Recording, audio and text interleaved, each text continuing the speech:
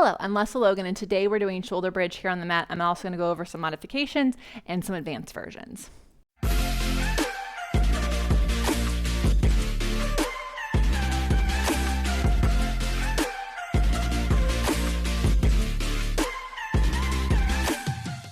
So if you're watching this from the OPC deck, thank you.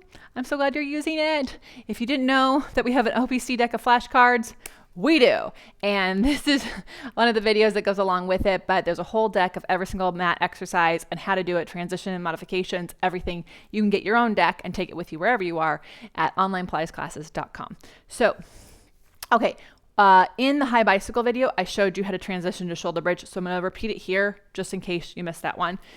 But it's a really fun transition to work to, because if you recall in my other videos, we're always trying to keep what we learned from another exercise. So you're doing the bicycle, so you're here, and then both legs come up, bend your knees, turn your hands simultaneously so your thumbs are out of the way, boom, land, feet parallel. Ideally, your hands stay underneath your hips. They can always go by your side if you can't do this. If you're doing this, or you're not doing this because you feel it in your wrist, it's because you're in your wrist. So if I was just to be like this, yeah.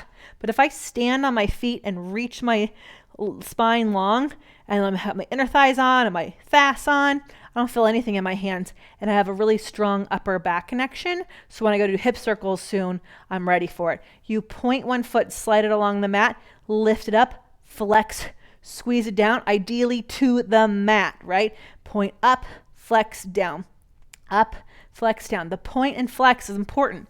The point keeps you from quadding out to lift up. The flex helps you get into that fast as you go down. So it's not just choreography. It is to help you deepen the connection to your center. You just remove your hands if you have them there. You roll up for your spine twist. So what are some modifications? A, don't come from it from high bicycle. B, don't put your hands there. So you can just have your arms down by your side, roll your hips up, roll your hips down instead of doing the leg kicks. So you can roll the hips up, roll the hips down. If you are wanting to get yourself prepared to do the leg kicks, roll the hips up, stay up, lift 1 foot 1 inch, other foot 1 inch, 1 inch. Just march, march, march. Right? You should feel this in your thighs. If you're doing a little hip dance, you're not using your thighs.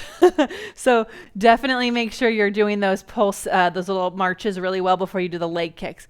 And as I mentioned, the advanced version would be hands underneath hips, and then that leg slides up from along the mat as opposed to pulling the knee in. First, slide it along, big stretch at the front, come up as high as you can, try to go all the way down.